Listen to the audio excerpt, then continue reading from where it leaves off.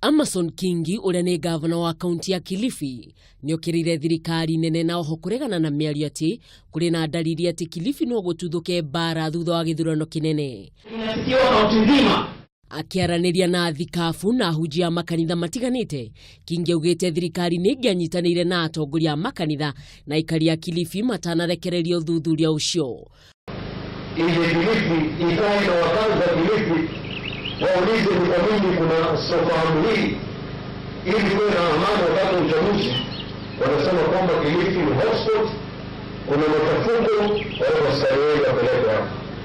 Unakurio uguo, Kingi ni ugite thirikari ya Jubilee ikoretwo igithamia maofitha a kuiga thayo aria makoretwo magitungata Kilifi kwa ihinda iraya thiku nini tu mbere ya githurano kinene. Hospitali wanatolea Kilifi wanapeleka kwingine, askari wanakuwa transparent.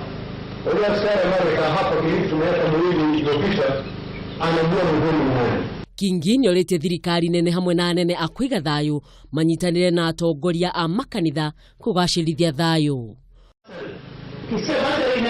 Ngiribotera Kameme TV, ritwa riakwa ni Mwihaki wa Kamau.